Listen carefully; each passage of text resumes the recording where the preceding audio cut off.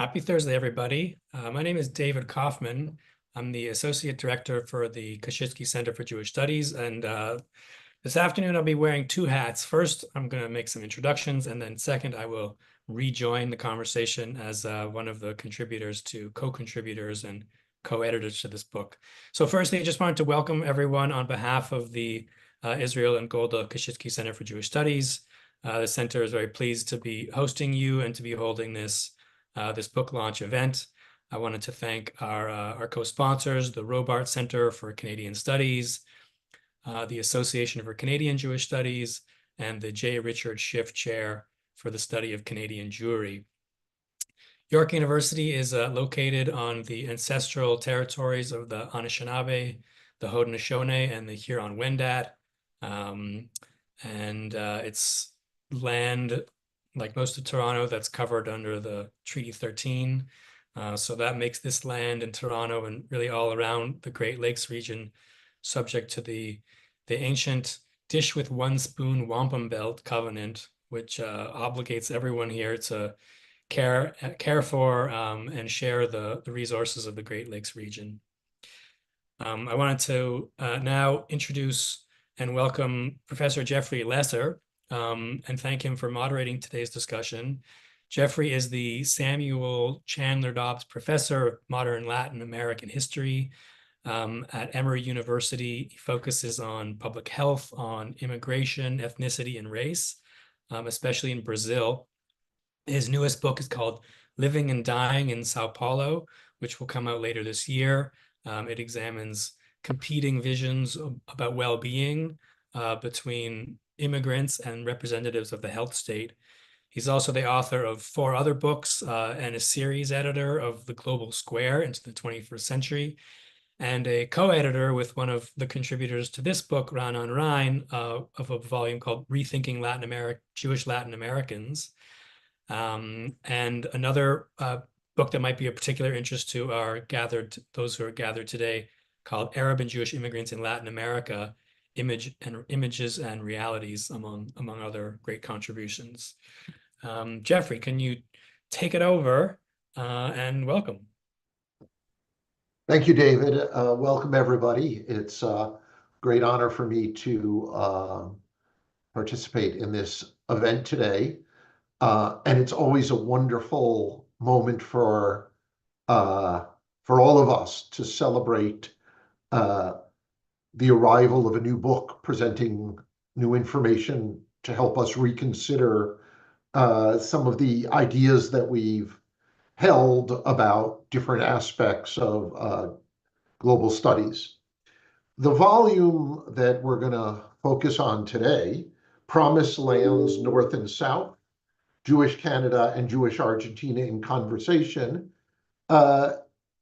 is published by Brill as part of the Jewish Latin American book series, edited by Raanan Rein, who, as David mentioned, is here with us today and who's been a collaborator with me over various projects and many years.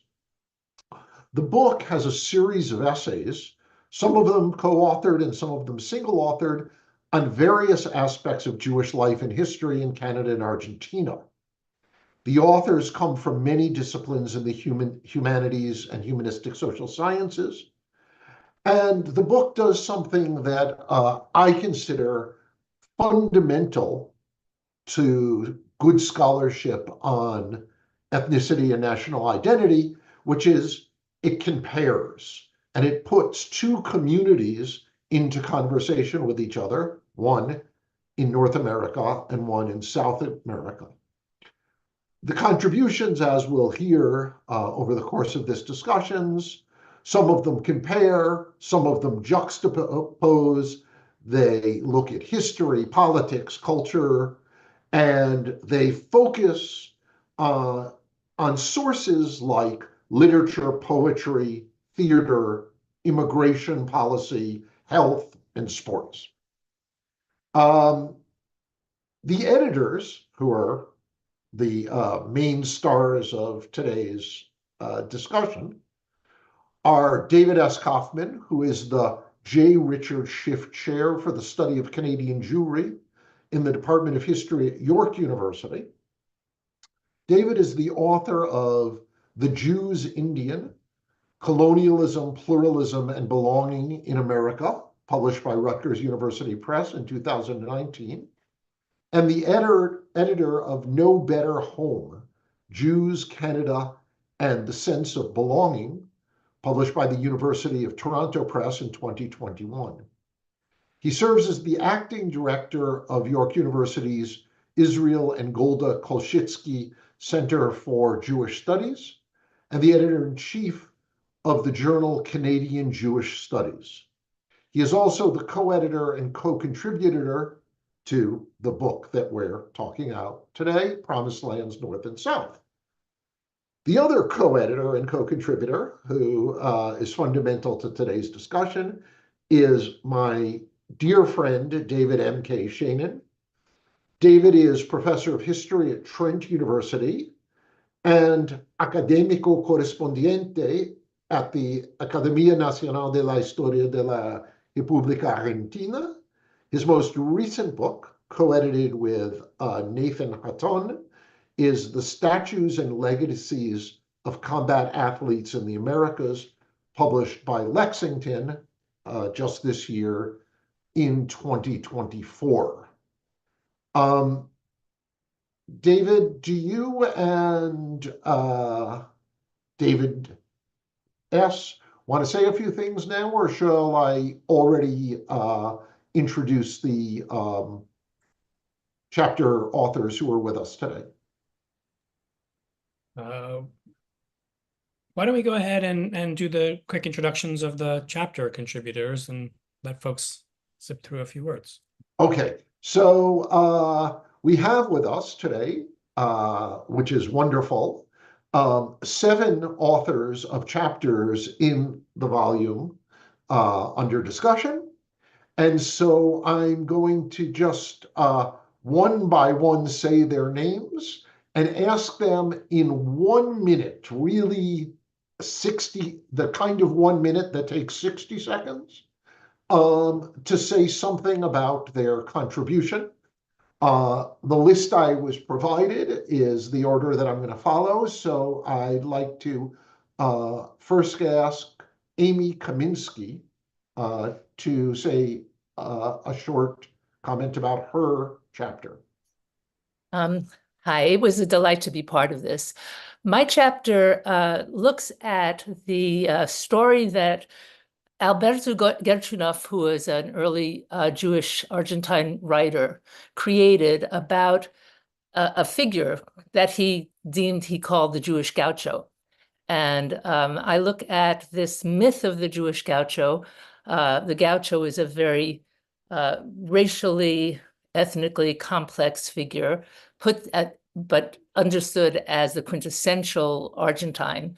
And Gerchunov and subsequent writers, filmmakers, artists have used this figure to establish Jewishness as central to Argentineity. Did I do it in a minute, Jeffrey? You did a brilliant job, Amy. You are a great model for all of us. Our second contributor, who I'm not sure if he's here, is another dear friend and person whose work I use a lot to think about my own studies, Benjamin Bryce. Ben, are you here? Ben wasn't able to make it this morning. Okay. Ben is a scholar of art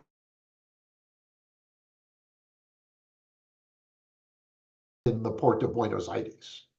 Our third contributor is Claire Solomon.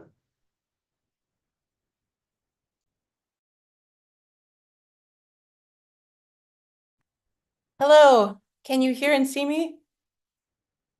Yes, okay, terrific. Thank you. I'm actually in a practice room at the University of Wisconsin doing a different musical project, but it was a delight to participate and an honor to be invited to do a chapter for this book among such distinguished scholars whose work has taught me so much. Ruth Panofsky and I collaborated on our chapter, which compares literary novels by Adele Wiseman and Ana Maria Shua. And we looked at how comparison, this juxtaposition reveals both continuities and differences in how historical trauma erupts in the intimate relationships of female protagonists. So we looked at both how within two novels by each writer, there are intra and interpersonal conflicts of Jewish identity that then are also enacted metatextually. So we finally noticed, and this wasn't on purpose, that these meta-narrative tensions are found not only within each of the four novels we looked at, but also in the trajectory between early work and later work of each of these women writers, making us wonder finally about market pressures on representing Jewish identity, particularly in women's writing. Was that a minute? That was beautiful, Clara. Thank you. Our next author is Ra'anan Ryan.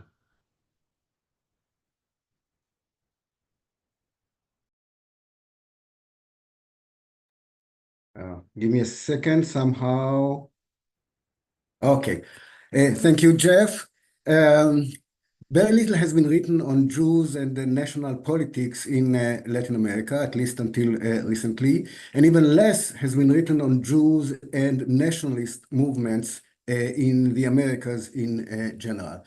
And therefore, our joint chapter, written by Simon Pierre Lacasse and myself, focuses on the case of Jewish Argentines and their support of the Peronist movement, headed by Juan Perón and Eva Duarte de Perón, and support given by Jewish Canadians to the Quebec nationalist movement, especially in the 1950s and the 1960s during the so-called Quiet Revolution. And this also allows Simon Pierre and myself to question the concepts of community, of how homogeneous or not is a Jewish community. Should we use the concept of community at all? And let me take advantage of this 1 minute to say that since Amy mentioned Alberto Gerchunoff, the most recent volume in this book series is a wonderful biography of Gerchunoff written by Monica Shurmuk. So it's another book that might interest our participants. Thank you, Ra'anan. Our next author is Yolanda Cohen. Yes, thank you so much, Jeffrey. Thank you to both Davids to have invited Adriana Brodsky and myself to do this piece on Argentinian and Canadian Moroccan Jewish settlement in both countries. And it was a pleasure to work with Adriana and with both Davids doing this work, because it was more like a juxtaposition rather than a comparison, because the two immigration were different. The first was coming from Moroccan Jews in northern Morocco that left at the end of the 19th century to go to Argentina, whether the Moroccan Jews that came to Quebec were in the 1950s and 60s. So that this makes a very big difference in the way they settled. And somehow we arrived to the conclusion that they were very different, even in the way they proposed to see themselves, and this in their identity building. In Argentina, they call themselves Ladina or Latinos, using the usual name, whereas in Quebec, they call themselves Sephardi, which is another way of renaming and reconstructing their identities while they arrived. So it was a great pleasure to do this piece of work. Thank you. Thank you, Yolanda. Joseph Robinson, please. Okay. Yeah, okay, so so my chapter is just one prong of the whole British Argentina counterfactual stuff that I've been obsessed with. I've been working on for the past 20 years now, and for the past few years I've been refining it in a more rigorous way than ever. Okay, but anyway, so well, first of all, the background is of a recent trip I took to Sydney, Australia, and the reason why I'm using Australia is because the British Argentina that I'm thinking of is in many ways a cross between Australia and the best of real life Argentina slash Uruguay. And the thing is that you know Argentina in that counterfactual world becomes part of the British Empire just over 200 years ago, slightly after Australia and South Africa. And, like Australia and South Africa, New Zealand and Canada and so forth, that Argentina becomes a part of the British Empire and becomes a white dominion. So what I'm doing is in this book, at the end of the book, my chapter is I'm discussing first of all, the general background of that counterfactual Argentina, which includes Uruguay, by the way, but also more particularly the Jews over there. And obviously, the Jewish community there these days, anyway, would be so much larger than it is in reality. And so much so that it would be these days the third largest Jewish population by country in the entire world. Maybe just for a few seconds, if I may, I will share a couple of. Okay, yeah, I'll share some maps later, maybe. Thank you, Joseph. And last but certainly not least, chapter author Zachary Baker.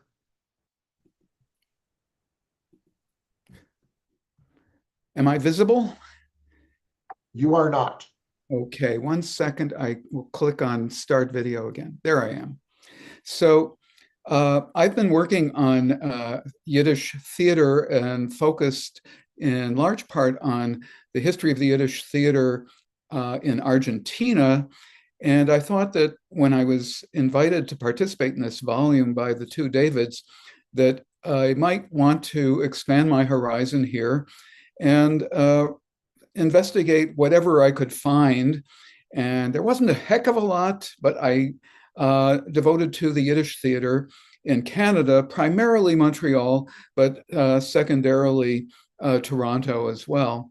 Now, the Yiddish theater in both countries, Canada and Argentina, starts at roughly the same time, late 1890s, early 1900s, and from the same vantage point with the same repertory, but it goes in different directions for a variety of reasons. One of them is the juxtaposition of the two, northern hemisphere and southern hemisphere, so that when it's the off season in the northern hemisphere, the stars travel to the southern hemisphere. That was not a factor in Canada. And the difference, a big difference, and I'm primarily speaking about the commercial Yiddish theater, not the amateur experiments in art theater in both countries. But the big difference functionally in terms of the business perspective is that both Montreal and Toronto in the Yiddish theater were nodes of a North American continental network that was run out of 2nd Avenue in New York by the Hebrew Actors Union. Argentina was very far away. It developed its own troops, that is TROUPES, and yet they were performing very much the same repertory. And ultimately, of course, there are political factors that differentiate between Canada and Argentina and in terms of what happened there. And journalism, the last thing I'll say is that the Yiddish theater in Jewish and Yiddish culture in Argentina, it played a very important, even at times a central role in the way that the Argentine Yiddish-speaking immigrants thought of themselves and their community.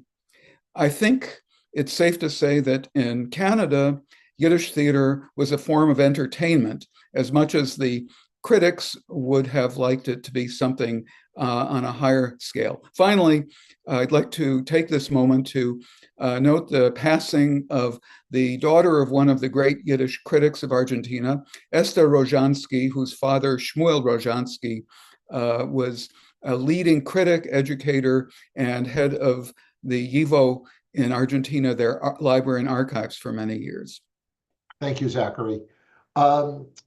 Now that we've heard a little bit about the various chapters, I'd like to invite the two Davids back to the screen, if we could. And we'll turn over to them the opportunity to talk about this volume in a more global sense. And so perhaps to get us started, each of you could, just for a few minutes, talk about how you came to do this project, what led kind of in the prehistory of the book, the two of you to get together and move forward on this project. And whichever one of you wants to start is okay with me.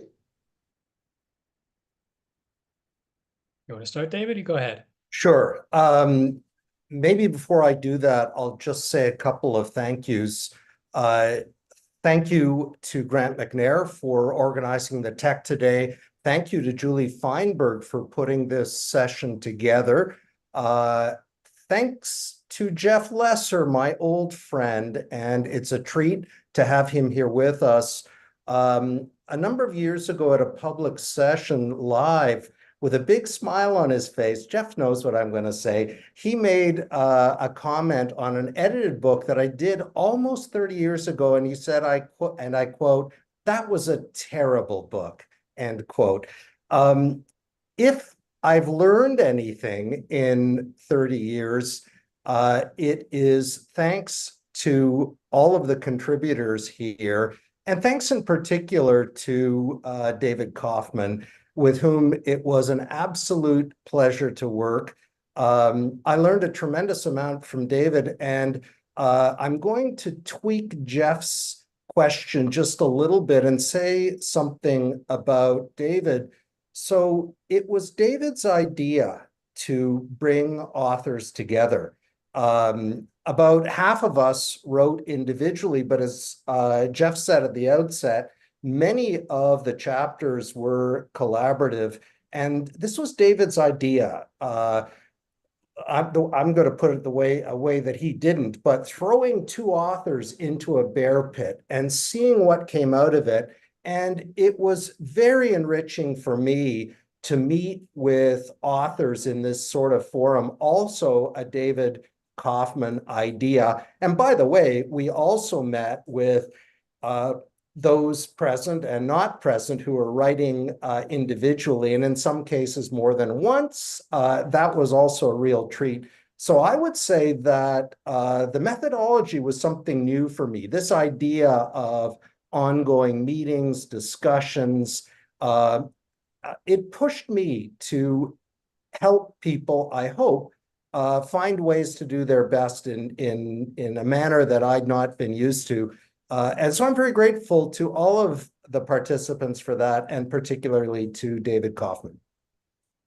Thanks, David. I'm glad you're mentioning the kind of different approaches that were used in this volume to generate knowledge. I think it's something historians often don't do a good job of. We stick to the old-fashioned ways.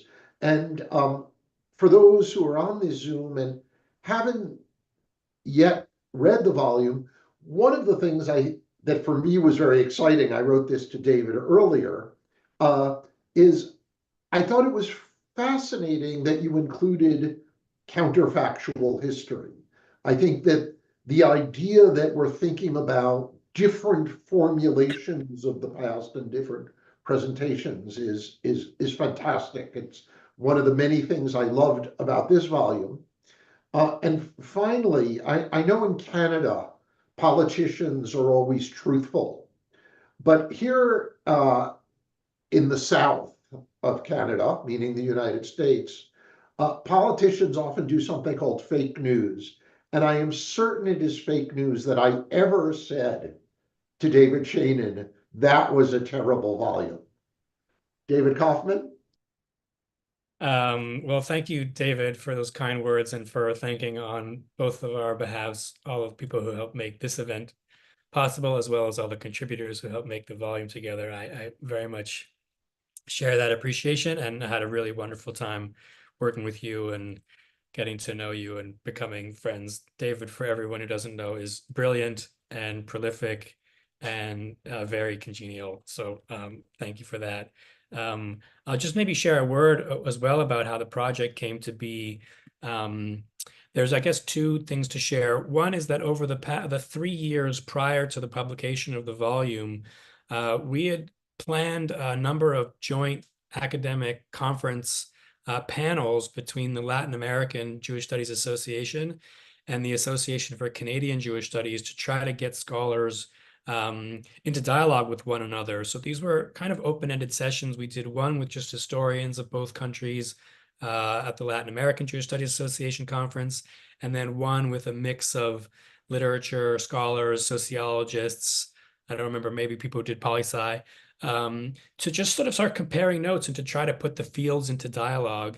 And as an outgrowth of some of these connections that were made, an invitation came from Raanan Rein, who, as has been mentioned, runs this Latin American Jewish Studies series to do a volume. He actually approached David first, and David brought me on board.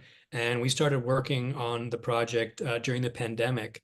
So one of the kind of methodological innovations of having scholars work together was a little bit of an accident because archives were closed for the historians and the material was a little bit harder to access. So I thought, oh, well, I don't know much about Argentina. I know much more than I do now than I did when we started this project. And I thought, just as this is an opportunity for me to learn more about a Jewry that I'm not familiar with, maybe so too we could pair up scholars and have them put their heads together and maybe come up with something insightful that they couldn't and wouldn't have done on their own. So so those collaborative pieces are really, I think, quite interesting, and is an interesting way to develop new scholarship. The discussions that we had in the past was between one country and a whole region, between Canada and Latin America as a region. And this book was obviously about 2 countries, so it's a little bit cleaner and easier to do. But I would say that one of the questions that this has invited is that we don't have other sort of comparative or dialogic studies on Jewish life in Canada or elsewhere compared with Jewish life in Mexico or Uruguay or Brazil. Or in other places as well of the Jewish global diaspora that are really important and I think reasonable comparators or interlocutors, including the Jews of South Africa and Australia and New Zealand. So, the United States is kind of a big elephant in the room, but on account, because the United States is so much larger and there's so much more scholarship in the modern Jewish history and the modern Jewish studies fields on account of America's size, it has a kind of skewing effect. And my feeling is that there's much good work to be done in comparing and just putting into conversation smaller national Jewries, which have a lot more in common with one another, but have very different fates. And so that was this book is a beginning of hopefully what will be a more elaborate and ambitious project that other scholars can come on board for and expand in new ways. That's a great point. And of course, this relationship between the dominant diaspora communities and the ostensibly non-dominant ones isn't just an issue with the Jewish diaspora, but we see this repeated when working with all sorts of different diaspora communities. And for me, one of the great aspects of your volume is that, at least from my perspective, I kept thinking about other kinds of topics. I wasn't just thinking about how this related to the Jewish diaspora, but I was thinking about the Arab diaspora, the Japanese diaspora, the Chinese diaspora in doing that. You also both kind of brought up methods, and I think that is one of the things that jumps out to readers from your volume.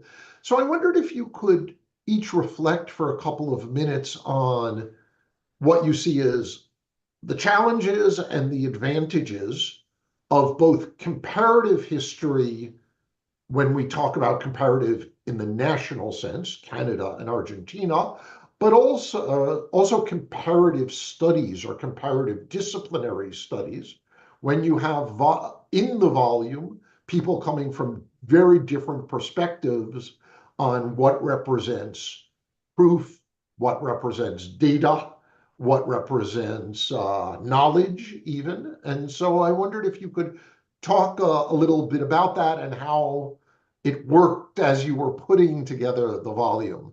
Maybe I'll again return it to David Sheinin to get us started on this question. It's a great question. It's a bit of a tough question. I'll just say also that I never said you were wrong, Jeff, about that criticism here. Okay. In some way, the question is a lot to handle, and I want to keep it brief. But as you were talking, one of the things that occurs to me, trying to think about many of the chapters, and maybe even all of them, I think that there's something that looms over this comparison, and that is that for many people in each of the two countries and beyond, Canada is a 20th century success story where Argentina is the obverse. Success and growth versus decline. And I wondered about that in a number of chapters because it certainly impacted thinking in my chapter as I worked on it methodologically. And I didn't divest myself of that notion in thinking, in my case, about two foremost representatives of 20th century boxing in each country and what their journeys and how they did or did not archive those journeys said about modernity. So for example, in my case, I didn't dwell on this, but methodologically, I started with a premise that is explored in an excellent comparative chapter on archives where this dichotomy is evident. The difficulty of archiving, I'm sorry, I didn't mention the authors. Amir Lavi and Sylvia Shenkolevsky-Kroll are the authors of that chapter on archives. In the case of my chapter, and again, I don't want to dwell on it too much, but the problem is evident elsewhere. I'm dealing with an Argentine figure whose life is archived in the public sphere only. So there is nothing that I could find of letters or diaries or documents. And in the case of the Canadian figure, it is entirely the reverse, so much so that the boxer Sammy Lufspring archived his own story with scrapbooks that were donated to an archive by his family. And it's through that very public telling of a story in a private context, an archive, that I was able to make the comparison between the two figures. So stopping there, I would just circle back and say, methodologically, I wondered a little bit about that for my own chapter and for some of the others. Do we need more to deracinate the comparison from this idea of growth and success? And of course, there are all sorts of myths about that in the Canadian context, compared to failure in the Argentine context in the 20th century as a matter of economics, political violence, and so on. And of course, like Canada, there are all sorts of myths about that. But I will stop there. Well, I'd just add that, the volume was really deliberate not to say that it was a comparative volume.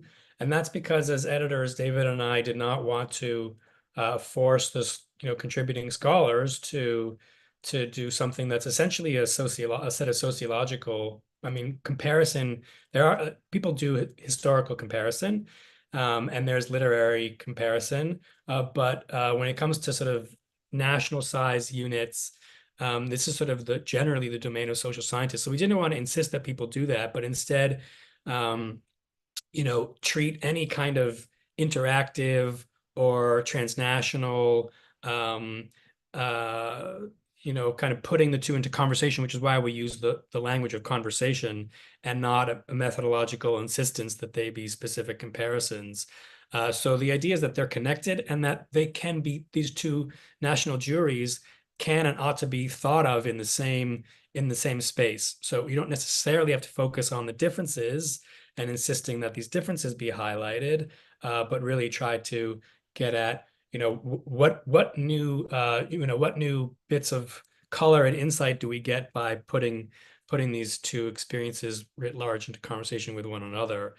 As you mentioned, the book methodologically is also diverse in terms of the disciplinary perspectives that scholars come from. So we're not all historians.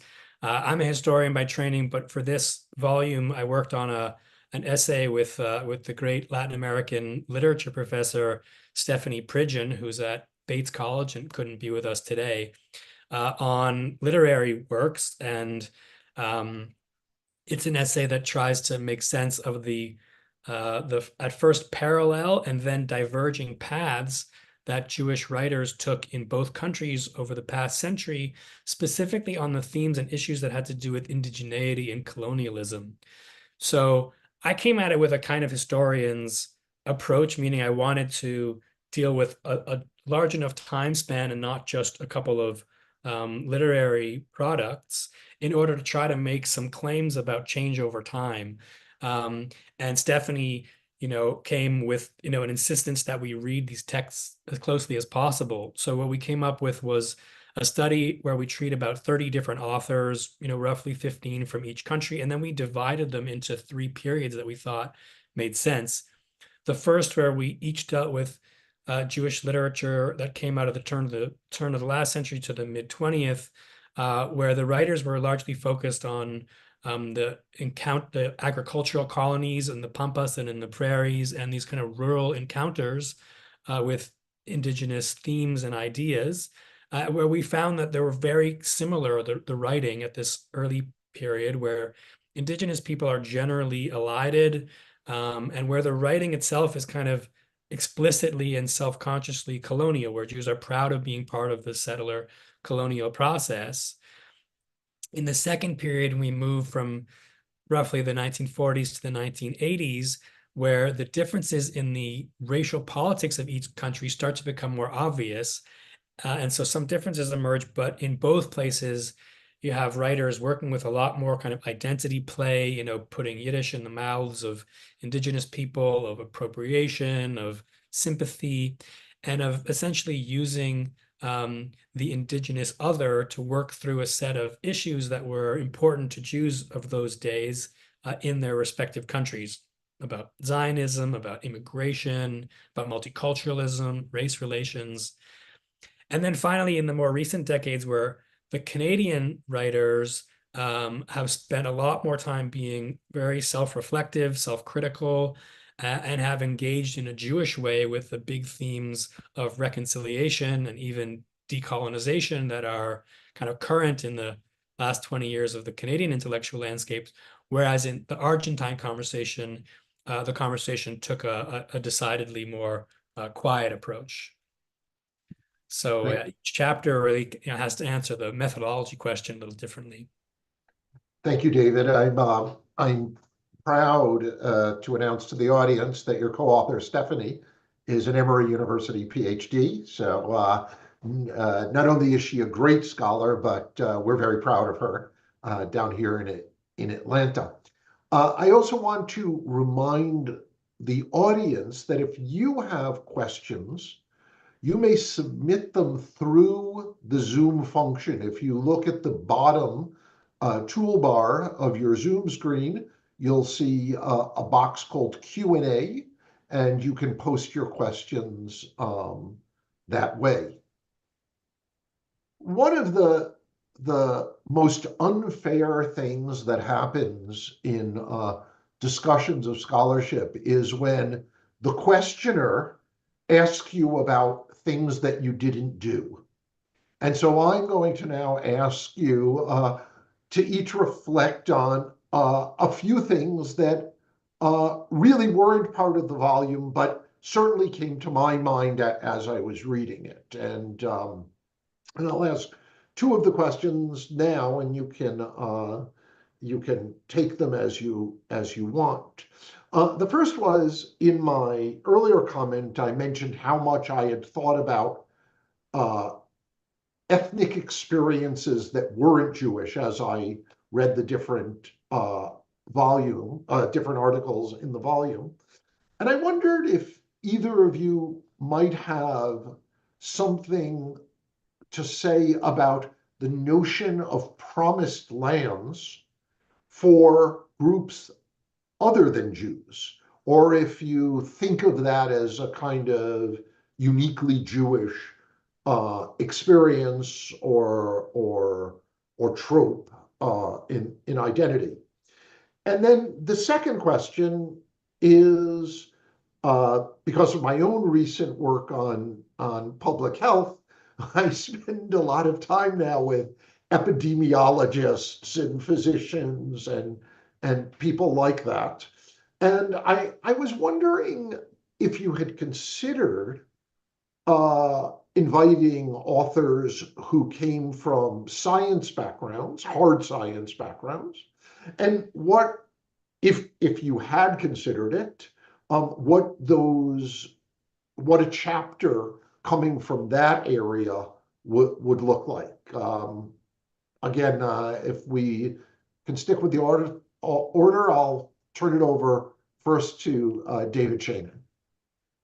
Thanks, Jeff. Great question. On your last point, you made me think of something. There are lots of points of scientific comparison, some not as parochial as others, but this one is parochial. I know of studies done in Canada by psychologists, scientific studies on Jews whose family, where Tay-Sachs disease has run in that family, and the impact psychologically on family and community. So it's very interesting. And I think there's a lot that could be done there. Of course, psychologists play an outsized role in Argentine culture now and in the 20th century. So there's a great example right there that goes to both public health and sciences. I'm not going to speak for David. I didn't think of that. I would say that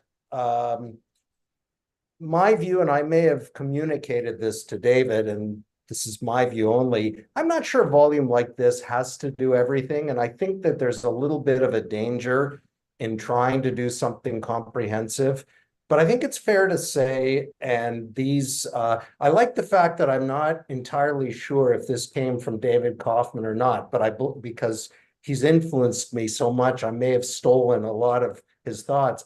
But I think David pointed out more than once when we were talking about this, that there was room to do material on Jewish community relations with Israel, more on that, and also on religious communities, particularly Orthodox communities, which we really didn't deal with. As far as promised lands, I'm speaking to an expert on this topic, and I notice here in the room and among the attendees, there are others.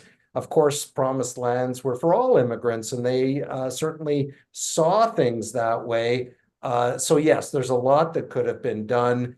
Nothing has been written on something that I found, and I didn't do enough on, but I found it indirectly doing interviews in Barranquilla about 12, 14 years ago, where there were neighborhoods through most of the 20th century where Jewish Colombians and Arab Colombians lived side by side, in fact, in the same apartment buildings and so on.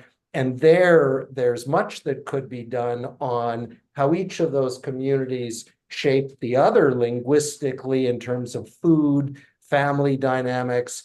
And in the case of my work, essentially, again, I don't want to dwell on this, but when people I was interviewing for a different project discovered, because I said so, that I was Jewish, if I was talking to both people of Jewish or Jewish Colombians and Arab Colombians, this was very exciting to them, and they wanted to talk about these interactions between Arab Colombians and Arab and Jewish Arabs, where again, it's family, community, place, neighborhood. I'll stop there. So yes, lots of potential. But Jeffrey, you had two parts, I think, to your question. One was about what's been left out, and another about non-Jews. I have comments just to add to both of them. We had not considered hard sciences, although I am personally quite interested in the history of medicine and history of psychiatry. I think that would have been a really wonderful contribution. David and I, brainstormed a very, very long list of things that we thought could make it in the book. And acknowledge that it wasn't going to be, comprehensive, but really a conversation starter. So we're hoping there's more. I don't consider it a failure that we couldn't be comprehensive, just the nature of an introduction to these expansion of these conversations. But I think among those topics that I think we tried to approach some people and couldn't find contributors to, included chapters like that were more comparative about Jewish socialism and communism in the two countries. We could have done more on Yiddish and Yiddishism. We certainly could have done more on Zionism and on Israeli foreign policy in the two countries and the ways the two communities have tried to intervene in these geopolitics. Absolutely more that could have been done in the religious sphere, not just on Orthodoxy, but on other religious movements. We tried to get a contribution on philanthropy and sort of institutions, which I think would have been really wonderful, and how they compare and why they took shape in the particular ways that they did about Jewish institutions. We couldn't pull that one off. I think there would be really great study to be done about political accomplishment, about how and when Jews served in public office and to what extent they kind of did so Jewishly, and how Jewish sort of participation in governance issues played out differently in the two countries. There certainly could have been more on, media and culture and art as well. So there's a lot more to do, and maybe there'll be another volume, or maybe one of these journals can spend some time reflecting on these and inviting or just being open to more scholarship, because I think there's much more to do. As to the second part about comparing, so the design here was basically about, two countries' Jewries in conversation. But as you mentioned, there are also comparatives within a country on the kind of intra-ethnic or ethnic or religious comparisons within a country. And that's something I'm also interested in seeing this conversation expand in Canadian Jewish studies in my field. So last fall, the journal Canadian Jewish Studies published a series of 7 or 12 short essay responses to a book that I edited a few years ago that you mentioned off the top. It's called No Better Home, with a question mark, Jews, Canada, and a Sense of Belonging. So two colleagues of mine, Amir Levy and Vardit Lightstone, set out to approach a set of non-Jewish scholars of different minorities in Canada: Punjabis, Irish, Italians, Métis, Ukrainians, and Mennonites, and had them say, like, how does this sort of Jewish story in Canada sound to you as a scholar of a different ethnic or religious minority in Canada? And we have these wonderful short essays of those reflections. They also solicited essays from scholars working on non-Canadian Jewries. And so there are also a series of essays about sort of, comparing or reflecting on the sort of idea of Canada as a home, as compared with, for Jewries of Poland, of France, of Britain, Australia, and Latin America. So I'm going to just put the responses in the chat, but there's like some work that's starting to emerge in the Canadian comparative context, and I'm hoping there will be more of that the Australian one as well. Thank you. You both make a series of really good points. David K., I think if there are on this Zoom very early career scholars, it's really great to hear that, for them to hear that sometimes we try to do things and we can't. We try to solicit authors for our edited volumes and we can't make it work. Sometimes we solicit them and they don't provide the quality that we're looking for. So I think that's really important. And David S., I liked your idea about Tay-Sachs. One of the things I was thinking about when I was reading the volume was that I wondered how this contemporary interest in self-genetic testing is now creating a community of people who are so-called, we might say, discovering that they're Jewish.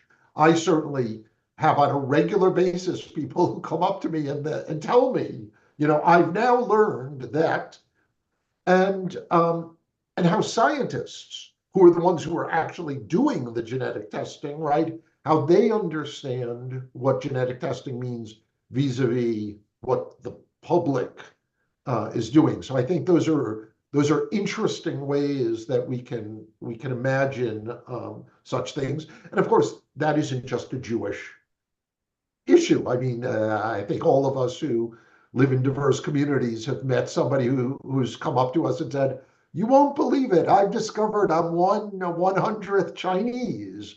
Oh my God, I have some Punjabi in my 23andMe," right? So it's an interesting phenomenon. I'd like, if the two of you don't mind, is we've received an audience question, and I'd like to read it to you, although you may want to call on one of the chapter or one or more of the chapter authors to make the response. Is that okay? Yes? Yeah, please. Okay, so this is from an anonymous attendee, and they write, I.B. Singer has short stories about Jews in Argentina, and he presents a bleak picture, assimilation, class struggle. And he also talks about the sex trade managed by Yiddish speakers from Europe and how this sex trade was shunned by the so-called Jewish elite. Now, the questioner writes, Argentina is accepting the history of the sex trade. I think that means that discussions of the Argentine Jewish Zvi Migdal and the such have become a part of a normative discussion of Argentine Jewish history. And they're asking about research on this topic that either the two of you or others who are with us today might have done, and some brief comments on that. Well, I think Amy and Claire and Zach might be able to speak to this. Ranan might as well. You're all welcome to turn your cameras on and have a conversation about it. I'm certainly curious to hear what you all have to say. Well, I wrote about this in, I don't know, one of the books, but what I found fascinating was I worked on Singer. It was the first time I actually looked at people from outside of Argentina writing about Argentina. And the story of the sex trade is fascinating because sex is fascinating. And Jewish bad guys are fascinating, both to Jews and non-Jews. So the story of the Jewish sex trade is interesting because the sex trades actually were legal, but looked down upon. And I think that that there are people from the earliest parts of the 20th century all the way through from different parts of the world who have written about this. There's a wonderful novel by Judith Katz called The Escape Artist that looks at, it's a very fanciful story, of two women who managed to get themselves out of Eastern Europe. One of them becomes a sex worker, is lured into the trade, and the other one, who is adopted by two gay carnival men in Eastern Europe, makes her way, passes as a man, and there's the story of the two of them comes together. It's a delight.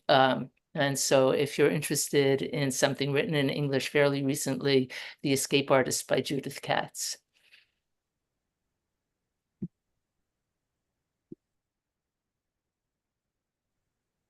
Okay, if I may add a couple of comments. Yes, during the first half of the 20th century, it was a well-known phenomenon, and it's not just a singer's story. We all know Sholem Aleichen's story about the man from Argentina. But for several decades, there was very little written on the topic. In Argentina, Jewish Argentines were somewhat afraid that it might stain the image of the community, so better not talk about it, not write about it, not conduct research on this topic. But in recent decades, much has been written, all sorts of books and studies, including Donna Guy's work and Noah Glickman's work. Chaim Avni has a book which tries to compare Jewish prostitution in Argentina and Jewish prostitution in Israel, looking mainly at prostitutes with an Eastern European background. At times, I feel somewhat uncomfortable about several of these studies. There is an overemphasis as to Jewish prostitution in the Southern Cone. I mean, it wasn't just Argentina.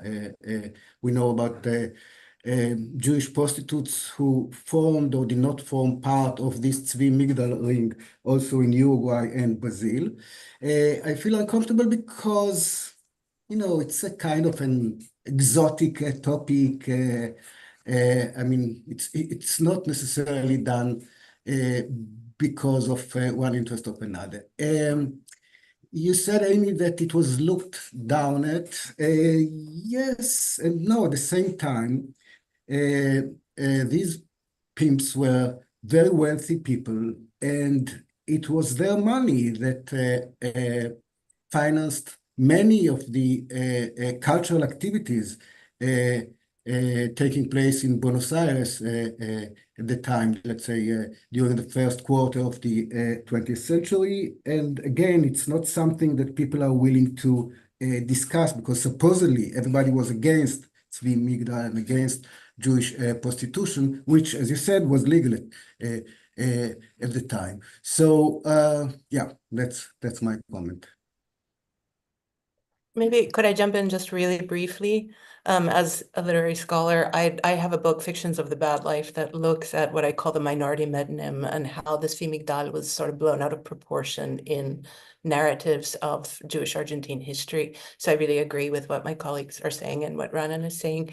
And in particular, I think it can be useful to look at literature and other works of primarily aesthetic production as a compromise formation, as communities in some way wish, maybe unconsciously, to resolve insoluble violence in the past. The community was not uniformly against prostitution. If it had been, it simply wouldn't have been as successful as it was. And yet in historical fictions, and in my book, I look primarily at historical fiction by Argentine Jewish women writers about the time period, there are some very interesting compromises taking place, such as having the fascist chief of police of Buenos Aires, Julio Alzogaray, appear as a hero, saving Jewish women when he was a virulent anti-Semite in real life. So I think fiction is a fascinating place to study some of these complexities too. I'll say a word or two also. One is, I'm not sure if Ranan mentioned the book a fairly recent book by Mir Yarfitz, Impure Migration, which is it's a historical look at the subject of prostitution and the sex trade in the 19-teens, 20s, I think. The other thing is, from a literary standpoint, Nora Glickman has translated the play by Leib Malach, Ibergus, and there's an excerpt in a book that Alan Astro co-edited on literature. I think it's Yiddish literature in translation, Latin America. But in the research that I've done from the period, using mainly journalistic sources, newspapers, magazines, in Argentina, I mean, in the 1920s, it was a gargantuan topic in the Yiddish press. Absolutely, I won't say dominant, but it was there all the time. And the play Ibergus at one point was at the center of this. And the production, Tova Markinson, in her dissertation at Northwestern, wrote about it. So that's one thing. The last thing I'll say, I'll throw in Canada. So intriguingly, walking tour that, since I don't live in Montreal, I'm not able to go on it. There was a walking tour I think it was sponsored by the Jewish Museum of Montreal, of the red light district, the former red light district. And I would love to hear more about. There was very little that I came across when I was researching this topic, maybe because I'm not close at hand to the sources, but there too, the underworlds of the two countries would be, however you treat it, literary, historical, whatever, would be an interesting comparison. Well, I could go on and on about that one. Thank you. That's great. Since we've all already passed the 1 hour mark for this event, I'd like to ask our two editors to just kind of finish us up, briefly commenting on what's next.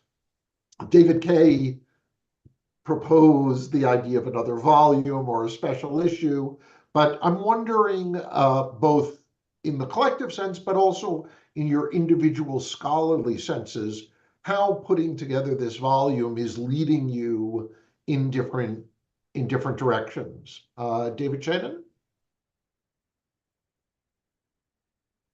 In all honesty, I'm not sure I have a good answer for that for myself, largely because I've got all sorts of projects that I'm writing and lined up that I'm not sure are directly related to the volume.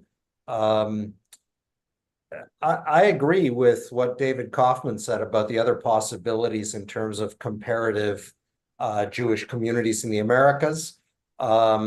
We've left out the United States here, and there's a deliberate comment in our introduction about how the United States looms so large.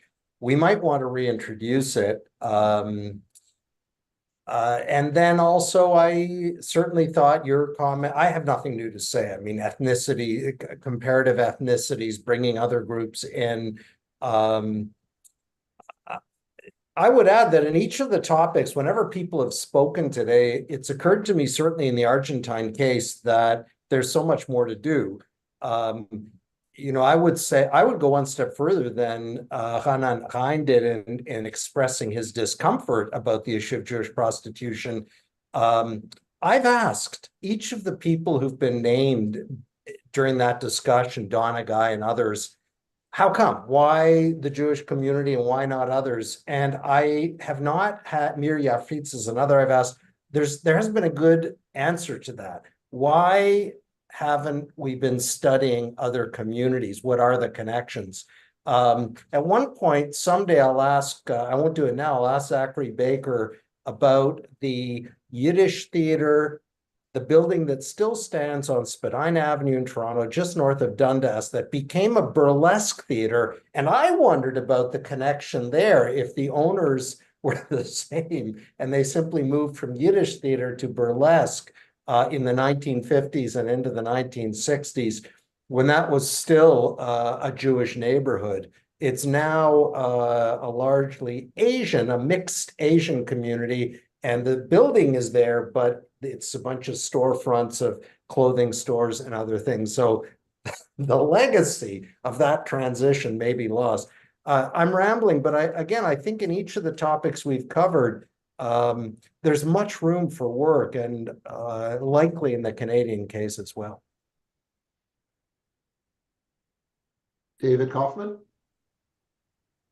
Well, I would love to work on a volume at some point where we try a similar kind of model and do a book about Canada and Australia. And maybe even more broadly, just sort of think about Jews in the British Empire, including other places where Jews appeared as, agents of responders to the British Empire in India and Southeast Asia and other parts of Africa. So I think it would be a really wonderful global part where the Canadian element could be worked in, which is stuff that I'm most strongly committed to and mandated to do for my chair. So that's one area that I would like to. I suppose I'm going to put my email in the chat for everyone. If you're interested in British Empire, and particularly Australia, Canada, Jewish involvement stuff, you can write to me. Maybe we'll start a conversation. As for me, I'm working on a couple of projects now. One is a study of the 100 or so Jewish mayors who served in Canadian towns and cities over the last 150 years. So it's a study about municipal power and multiculturalism before there was a word for it, and sort of the absence of anti-Semitism in exercising political authority at this particular political threshold at the level of the city. I'm also working on a digital humanities project that will hopefully bring to life the kind of stories and primary sources of the first, I think, 18 Jewish families of pre-Confederation Canada. So it's an archives digital history project. And we're preparing to launch a podcast, a Canadian Jewish Studies podcast that's to be called Tete a Tete, where we highlight and do podcasting about the newest research on Canadian Jewish life. Thank you both.